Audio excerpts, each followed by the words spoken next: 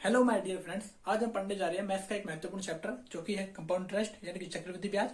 इससे पहले हम इसके 4 चैप्टर देख चुके हैं मैथ्स के, जैसे कि लाभ हानि, परसेंटेज, टाइम एंड वर्क और साधारण ब्याज। अब हम 5वां चैप्टर देखने के लिए जा रहे हैं जो कि है कंपाउंड इंटरेस्ट यानी चक्रवृद्धि ब्याज। इसके अंदर हमें आज तक इस प्रकार से फॉर्मूले दे दिए जाते हैं और हमसे सोल्व करवाए जाते हैं, जैसे कि चक्रवृद्धि ब्याज, चक्रवृद्धि माइनस ब्याज, मूलधन इंटू 1+10/100, टी यानी समय, मिश्रधन बराबर मूलधन। इस प्रकार के फॉर्मूले दे दिए जाते हैं तो बच्चों से याद नहीं हो पाते हैं और बच्चा इनसे क्वेश्चन भी नहीं सोल्व कर पाता है। आज हम आपको बहुत ही शानदार और बहुत ही शॉर्ट तरीके की वीडियो से ट्रिक सिखाएंगे, जिसके अंदर आप किसी भी प्रकार का कोई सा भी चक्रवृद्धि ब्याज या उसका अंतर या उसका मिश्रधन 2 सेकंड के अंदर बता सकते हैं। जैसे कि हमें कुछ बातों का ध्यान रखना है, जैसे कि हमें कभी 2 वर्ष के लिए पूछ ले तो उसमें हमें 2 और 1, 3 वर्ष के लिए पूछ ले। इन बातों को बड़े गौर से सीखना और बड़े ध्यान से देखना इनका काम कैसे होगा और कहाँ पे काम आएगी मैं आपको बताऊंगा। 2 वर्ष का 2 1, 3 वर्ष का 3 3 1, 4 वर्ष के लिए पूछ ले तो 4 6 4 1 और 5 वर्ष के लिए पूछ ले तो 5 10 10 5 1। ये हमें दे दिया जाएगा। ये हमें अपनी कॉपी में नोट डाउन कर लेना है और इनको याद कर लेना है। ये 2 वर्ष 3 वर्ष 4 वर्ष, ये 10-15 वर्ष कितने भी वर्ष का आप निकाल सकते हो, लेकिन आज तक एसएससी हो या रेलवे हो या बैंक हो, कोई सा भी एग्जाम हो, सबने मोस्टली अधिक से अधिक 4 वर्ष तक ही पूछा है। कोई रेयर चांस में 5 वर्ष का पूछा है, अन्य से 4 वर्ष तक ही वो आके रह गया है एग्जामिनर। पर मैं आपको सिखा दूंगा, चाहे वो 6 7 8 कोई सा भी वर्ष का हो, आप निकाल सकते हो। आप पूछेंगे सर ये हमें कैसे याद होगा, तो मैं आपको याद भी आपको 2 सेकंड के अंदर करा दूंगा। देखो कैसे। यहाँ पे 2 वर्ष का निकालना है, जैसे कि 2 वर्ष का निकालना है। 2 1 दे रखा है, 2 वर्ष के लिए पूछा है तो 2 तो आएगा ही आएगा, और 1 2 वर्ष के लिए पूछा है तो सबसे पहले 2 तो आएगा। जैसे 3 वर्ष के लिए तो 3 पहले आएगा ही आएगा, 4 वर्ष के लिए पूछा तो 4 आएगा ही आएगा, और 5 वर्ष का पूछा तो 5 आएगा ही आएगा। इसी प्रकार 6 का पूछे 7 का पूछे तो पहला एक अंक वही आएगा जो पूछा गया है। तो 2 वर्ष का है तो 2 1, ये तो हमको याद रह जाएगा। 2 वर्ष का 2 1, 3 वर्ष का निकालना है तो कैसे आएगा, 2 3 तो आएगा ही आएगा क्योंकि 3 वर्ष का पूछ रहा है। तो 3 और 3 में 3 जोड़ देंगे, क्या हो जाएगा 6, और 1 यहाँ पे आई तो 3 6 नहीं, तो ये हो जाएगा 3 वर्ष का हमसे पूछा है तो 3 तो आएगा ही आएगा, और 2 में 1 जुड़ जाएगा, 2 में 1 जुड़ जाएगा, ये हो जाएगा 3, और ये 1 आ जाएगा। ये हो गया 3 वर्ष का। 4 वर्ष का पूछ ले तो 4 तो आएगा ही आएगा, फिर इसमें 3, ये दोनों जुड़ जाएंगे, कितने हो जाएगा 6, फिर ये 3 और 1 जुड़ जाएगा, कितना हो जाएगा 4, फिर ये 1 आएगा ही आएगा, 4 6 4 1, 4 6 4 1। इसी प्रकार 5 वर्ष का 5 तो आएगा ही आएगा, 6 और 4 को जोड़ेंगे 10, फिर इस 6 और 4 को जोड़ेंगे 10, फिर इस 4 और 1 को जोड़ेंगे 5, और फिर 1 तो आएगा ही आएगा। तो 5 10 10 5 1, 5 10 10 5 1। इस प्रकार आप 6 वर्ष का भी निकाल सकते हो। 6 तो आएगा ही आएगा, ये हो जाएगा 15, ये हो जाएगा 20, ये हो जाएगा 15, ये हो जाएगा कितना 15, और ये हो जाएगा 6, और ये आ जाएगा 1। तो 1 2 3 4 5 6, तो 6 वर्ष के लिए तो ये हो गया। इस प्रकार आप कोई सा वर्ष का आप निकाल सकते हो। बस हमारे काम मोस्टली 4 वर्ष तक ही आएगा, क्योंकि आज तक एग्जामिनर ने कोई सा भी एग्जाम में 4 वर्ष का ही पूछा है। तो मैंने आपको पर फिर भी बता दिया कि आगे ऐसे निकलेगा। अब हम देखते हैं इससे संबंधित सवाल जो एग्जाम के अंदर पूछे जाता है। जैसे कि हमें एग्जाम के अंदर दे दिया जाएगा कि 4,000 रुपये पर 10% की दर से, 4,000 रुपये पर 10% की दर से 2 वर्ष का सीआई मतलब कंपाउंड इंटरेस्ट यानी कि चक्रवृद्धि ब्याज क्या होगा। यह हमें क्वेश्चन ऐसे पूछ लिया जाएगा, तो हम इसको कैसे निकालेंगे। 2 वर्ष के लिए पूछा है तो 2 वर्ष के मैंने आपको लिखवाया था 2 1, तो कैसे करेंगे 4,000 रुपये का 10% की दर से, ये 2 0 से 2 0 कट जाएगी, ये आ जाएगा कितना 40 × 10 400 रुपये। तो 400 रुपये आ गया, फिर 400 का हम दोबारा 2 वर्ष का पूछा है, ये तो 1 वर्ष का हो गया, तो 2 वर्ष का पूछा है तो 10% 400 का 10% और निकालेंगे जो क्या आएगा 40 रुपए। तो हम क्या करेंगे 2 से ये गुणा करेंगे, या 2 वर्ष का पूछा है तो 2 वर्ष के लिए क्या होता है 2 1, तो ये 2 से गुणा और ये 1 से गुणा, तो ये आ जाएगा 800 रुपए और ये आ जाएगा 40 रुपए। जब हम इन दोनों को जोड़ेंगे तो हमारे पास क्या आ जाएगा 840 रुपए क्या आ जाएगा हमारे पास ब्याज आ जाएगा। 4000 रुपए पर 10% की दर से 2 वर्ष का कंपाउंड इंटरेस्ट क्या होगा 840 रुपए। इस क्वेश्चन का आंसर आ जाएगा। एक तो हो गया इसका एक मेथड, इसका मैं आपको एक मेथड सिखाते हैं दूसरा, वो भी बहुत अच्छा है। जैसे इसको देख लिया, अब एक और आपको इसका सिखाते हैं दूसरा, इसका आंसर आएगा 840 रुपए। अब आपको इसका एक और मेथड सिखाते हैं वो फ्रैक्शन वाला। जैसे कि 10% है, 10% फ्रैक्शन वाली क्या होती है 1/10। मैंने आपको परसेंटेज पढ़ाया, परसेंटेज वीडियो में देखना कि 10% की 1/10 कैसे होती है, मैंने सारी फ्रैक्शन आपको सिखाई है। तो 10% की 1/10 2 वर्ष के लिए पूछा है तो 10 से 11 और 10 से 11। 2 वर्ष के लिए पूछा है तो 2 बार, 3 वर्ष के लिए पूछेगा तो 3 बार, 4 वर्ष के लिए पूछेगा तो 4 बार। अभी हम आगे का क्वेश्चन देखेंगे, जैसा कि ये हो जाएगा कितना 100, ये हो जाएगा 121। 2 वर्ष के लिए हो गया ये 100 रुपए, ये 121 रुपए। 100 की वैल्यू हमें दे रखी है कितनी 4000, इससे कितने गुना ज्यादा 40 गुना ज्यादा। तो और ये 100 रुपए से 121 हो गई, कितने रुपए बढ़ गई 21 रुपए, पर 21 रुपए नहीं बढ़ी है तो 40 बढ़ी है, तो इससे 40 गुना ज्यादा 2184 रुपए, यानी कि 840 रुपए यहाँ पे हमारे पास आ जाएगा ब्याज। हमने पहले किया था उसमें भी 840 रुपए ब्याज आया था, और यहाँ पर भी 100 रुपए की वस्तु 121 की हो गई, कितनी बड़ी 21 रुपए, और यहाँ 100 की वैल्यू हम क्या देंगे 4000, इससे 40 गुना ज्यादा, तो इसकी वैल्यू कितनी हो जाएगी 40 गुना ज्यादा 21 चौका 84, यानी कि 840 रुपए ब्याज हो जाएगा। और 121 को 40 से गुणा करेंगे तो हमारे पास मिश्रण निकल के आ जाएगा। ये हमारा इसका आंसर हो गया। अब इसके अंदर आपसे पूछ लिया जाए, ऐसे पूछ लिया जाए आपको कि 1000 रुपए पर 10% की दर से 3 वर्ष का कंपाउंड इंटरेस्ट क्या होगा, चक्रवृद्धि ब्याज क्या होगा, कि 1000 रुपए पर 10% की दर से 3 वर्ष का चक्रवृद्धि ब्याज क्या होगा। तो इसको भी हम ऐसे करते हैं, 3 वर्ष के लिए मैंने आपको बताया था 3 3 1, इसको भी 2 तरीके से करके देखेंगे। 3 वर्ष का पूछा है, पहले तो हम सीधा करके देखते हैं। 1000 रुपए पर 10% की दर से निकालेंगे तो हमारे पास आएगा 100 रुपए, और यहाँ पे कर देंगे 3 से गुणा, पहले 3 फिर 3 फिर 1, तो 3 से गुणा करेंगे, फिर यहाँ पे बाद में दिखेंगे, फिर यहाँ पे आएगा कितना 100 रुपए। 100 रुपए पर फिर 10% निकालेंगे, ये आएगा हमारे पास कितना 10 रुपए। इसको भी 3 से गुणा करेंगे, फिर 10 रुपए का 10% निकालेंगे, वो हमारे पास क्या आएगा 1 रुपए, तो 1 गुणा 1 हो जाएगा। ये हमारे पास आएगा 300 रुपए, ये आ जाएगा हमारे पास 30 रुपए, और ये आ जाएगा 1 रुपए। तो हमारे पास टोटल कितना आ जाएगा निकल के ब्याज 330, और ये 331 रुपए हमारे पास निकल के आ जाएगा चक्रवृद्धि ब्याज।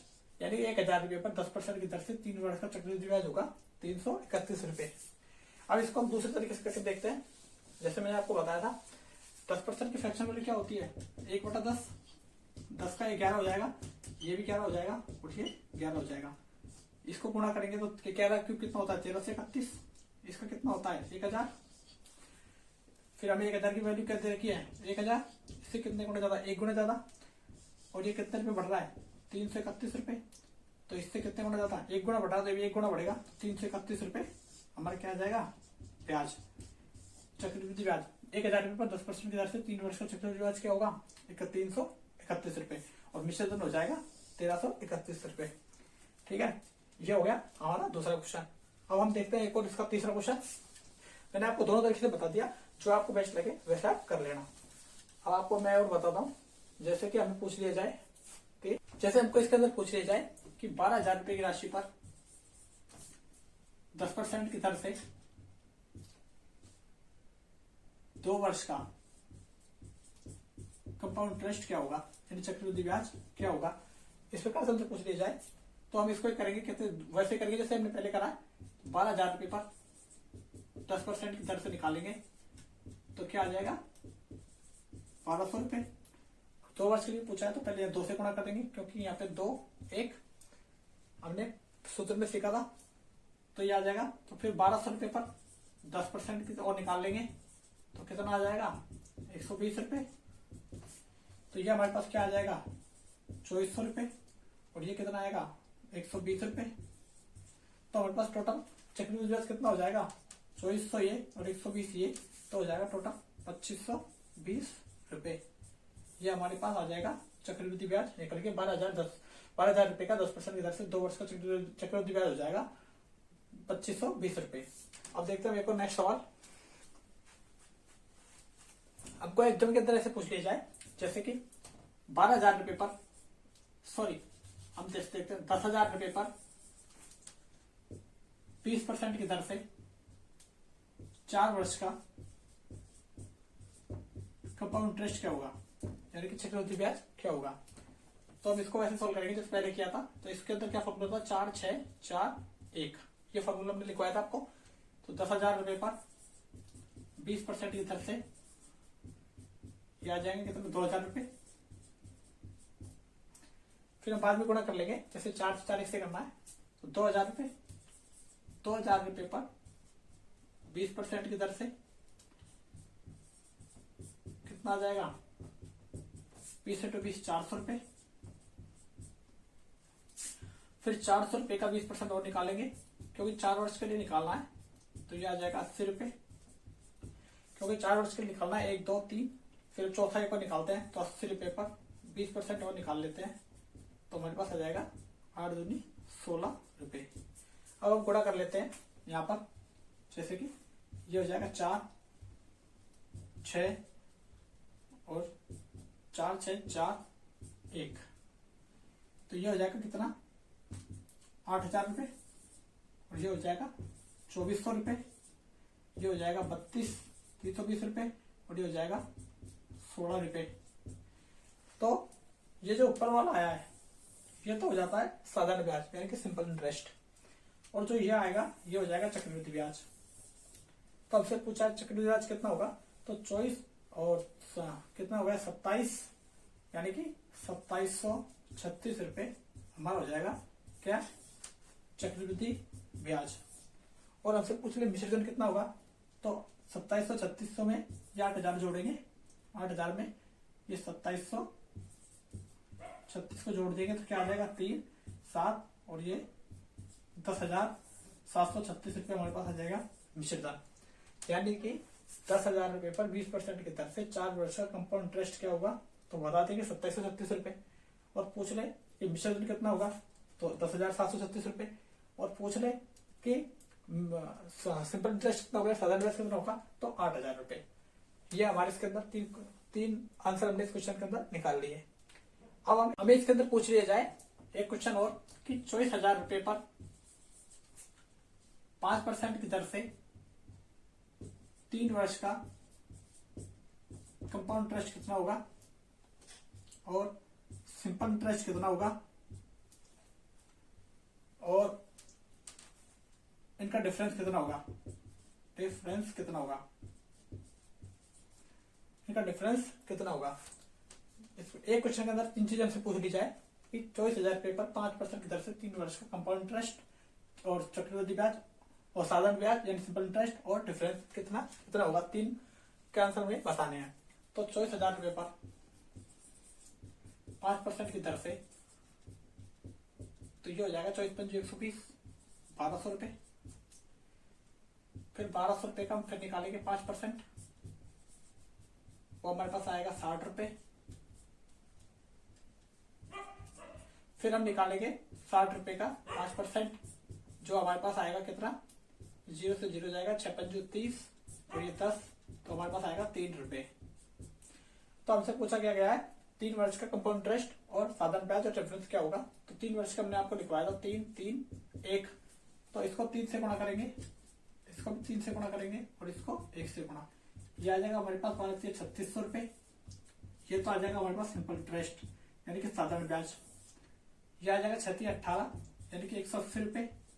ये हमारे पास आ जाएगा CI यानी कि चक्रवृद्धि ब्याज। ये आ जाएगा हमारे पास 3 × 1 यानी कि 3 रुपये। ये हमारे पास आ जाएगा अंतर यानी कि सीआई और एसआई का अंतर पूछ ले हमसे, यानी कि ये सीआई और एसआई का डिफरेंस पूछ ले हमसे। एग्जाम के अंदर सबसे ज्यादा ये क्वेश्चन पूछा जाता है कि 24,000 रुपए पर 5% की दर से 3 वर्ष का सीआई और एसआई का अंतर कितना होगा। तो यहाँ पर हमें तीनों के आंसर देती हैं।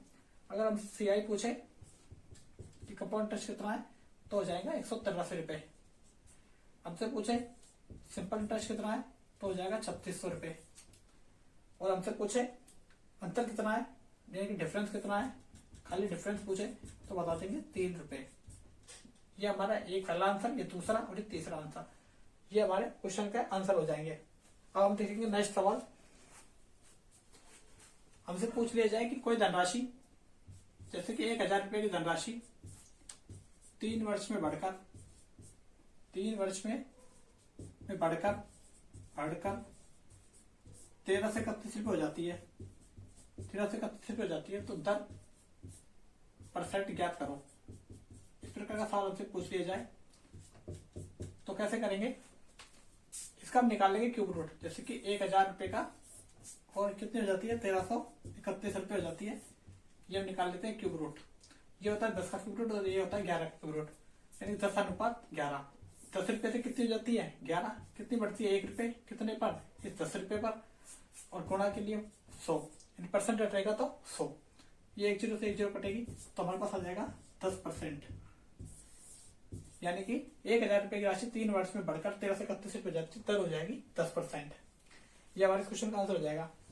और आपको इस प्रकार से एक और सवाल दे दिया जाए कि कोई धनराशि, जैसे कि कोई धनराशि 8,000 रुपए से बढ़कर 8,000 रुपए से बढ़कर 8,000 रुपए में बढ़कर 3 वर्ष में 92 से 61 रुपए हो जाती है, 92 से 61 रुपए हो जाती है,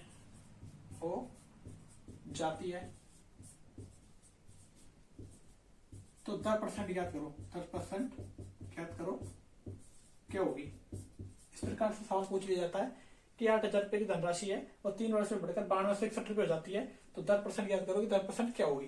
तो इसको भी हम ऐसे बनाएंगे, इसका क्यूब रूट निकालेंगे 8,000 का और इसका निकालेंगे 9261 का क्यूब रूट। ये होता है 20 का क्यूब रूट, ये होता है 21 का क्यूब रूट, यानी कि 20:21। 20 से कितनी हो जाती है 21, कितनी बढ़ती है 1 रुपए, 1 रुपए किस पे बढ़ती है 20 रुपए पर, और परसेंट के लिए गुणा 100। ये 1 0 से 1 0 कटेगी, 2 से कटेगा 5 बार, तो हमारे पास दर आ जाएगी 5%, यानी कि 8,000 रुपए की राशि 3 वर्ष में बढ़कर 92 से 61 रुपए हो जाती है, तो दर हो जाएगी 5%। इसके बाद देखेंगे नेक्स्ट सवाल। हमें इसके अंदर से पूछ लिया जाए कि यदि कोई धन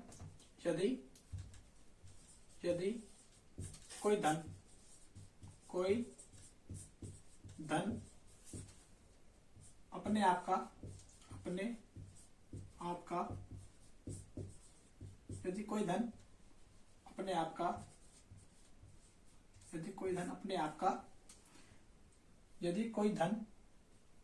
आप का 2 वर्षों में यदि कोई धन 2 वर्ष में अपने आप का 1.44 गुना हो जाता है, 1.44 गुना हो जाता है, तो 10% क्या होगी, तो 10% ज्ञात करो। ये हमसे पूछ लिया जाता है कि यदि कोई धन 2 वर्षों में अपने आप का 1.44 गुना हो जाता है, तो 10% ज्ञात करो। तो इसको कैसे सोल्व करेंगे, 1.44 गुना हो जाता है, इसका हम क्यूब रूट निकालेंगे, मतलब स्क्वायर रूट निकालेंगे, sorry cube root square root निकालेंगे। 1.44, तो ये पॉइंट हट जाएगा, नीचे 100 आ जाएगा क्योंकि 2 0 आ जाएगी, इससे निकालेंगे स्क्वायर रूट, तो ये हो जाएगा कितना, ये इधर चला जाएगा, तो ये हो जाएगा कितना 100, तो ये आ जाएगा 100 और ये आ जाएगा 144।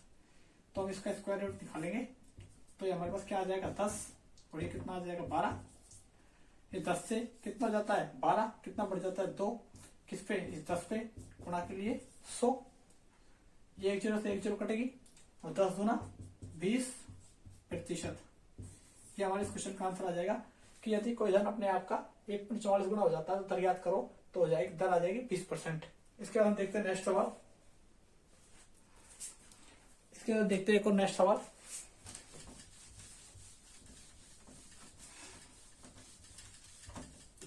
जैसे हमें पूछ लिया जाएगा कि यदि कोई धन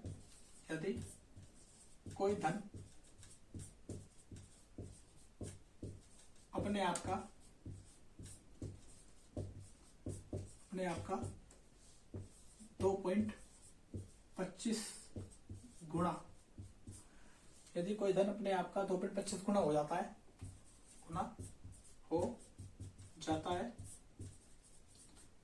तो दर प्रतिशत ज्ञात करो।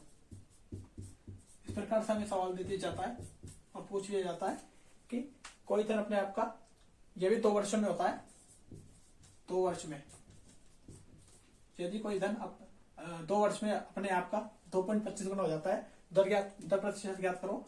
तो ये भी ऐसे ही होगा, 2.25 बटा में ये आ जाएगा 100, पॉइंट हटेगा नीचे 100 आ जाएगा।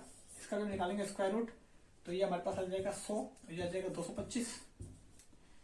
ये इससे कितना बड़ा है, नहीं ये इसका हम निकाल लेंगे स्क्वायर रूट, सॉरी ये 10 और ये 15। ये इससे कितना बड़ा है, 5। ये जो 5 बड़ा है किस पे बड़ा है, इस 10 पे। परसेंटेज के लिए 100, ये 1 0 से 1 0 कटेगी, तो ये हमारे पास आ जाएगा 50%। यानी कि यदि कोई धन 2 वर्ष में अपने आप का 2.25 गुना हो जाता है तो दर प्रतिशत ज्ञात करो, तो दर आ जाएगी 50%। अब हम देखते हैं एक और नेक्स्ट टाइप, जो भी एग्जाम के अंदर अभी तक पूछा जाता है कि कोई धन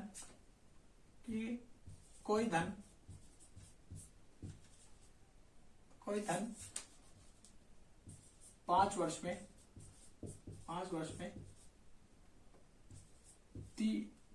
में 2 गुणा हो जाता है, 2 गुणा हो जाता है। कोई धन कोई धन 5 वर्ष में 2 गुणा हो जाता है, तो वह 256 गुणा कितने वर्ष में होगा, कितने वर्ष में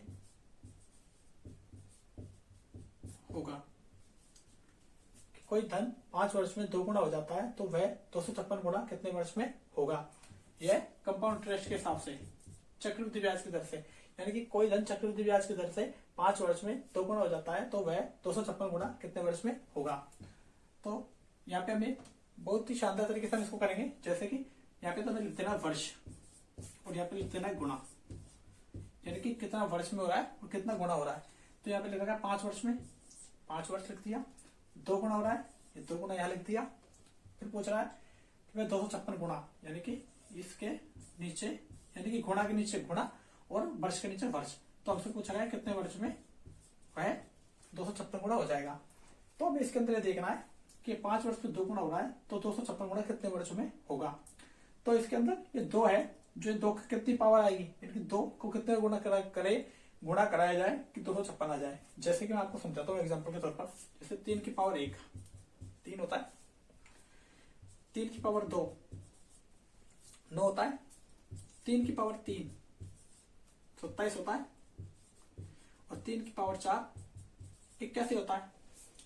इसी प्रकार 3 की पावर 5 करेंगे तो फिर अपन कैलकुलेट कर लेंगे कितना आएगा। इसी प्रकार से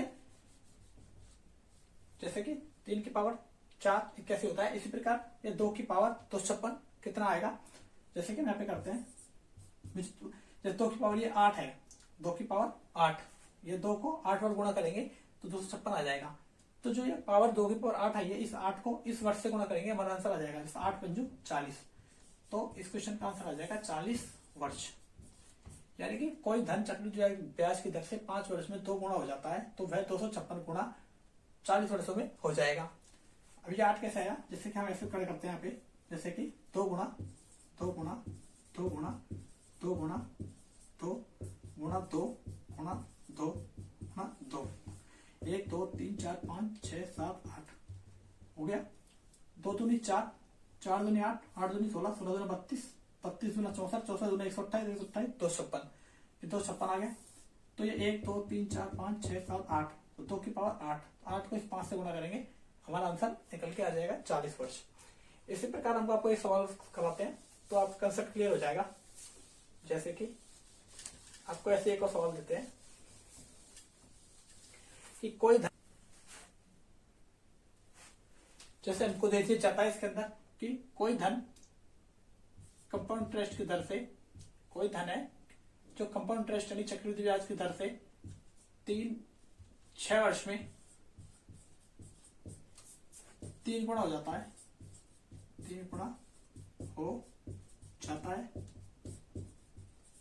कि कोई धन है जो कंपाउंड इंटरेस्ट यानी चक्रवृद्धि ब्याज की दर से 6 वर्ष में 3 गुना हो जाता है, तो 81 गुना कितने वर्ष में होगा, कितने वर्ष में होगा। इस प्रकार से हमसे पूछ लिया जाता है। तो यहां पर हम पहले जैसे करेंगे वर्ष, यहाँ पे लिखेंगे गुना। तो क्या बोला, 6 वर्ष में कितना हो जाता है 3 गुना, तो 81 गुना कितने वर्ष में होगा। एक समान हमसे पूछा है तो ये 3 की कितनी पावर है 4, वही मैंने आपको सिखाया था 3 गुना 3 गुना 3, 3 3 9 होती है 27, 27 दिया 81, 3 की पावर 4, तो 3 की पावर 4 आ गई। जो ये पावर आती है उसको जो दिया गया वर्ष है उससे गुणा कर देंगे और हमारा आंसर आ जाएगा 6 चौक का 24, तो हमारा आंसर आ जाएगा 24 वर्ष। यानी कि कंपाउंड इंटरेस्ट की दर से 6 वर्ष में, जैसे कोई धन है जो 6 वर्ष में 3 गुना हो जाता है, तो 81 गुना कितने वर्ष में होगा 24 वर्ष में हो जाएगा। ये हमारे क्वेश्चन का आंसर हो जाएगा। इसके बाद हम देखते हैं नेक्स्ट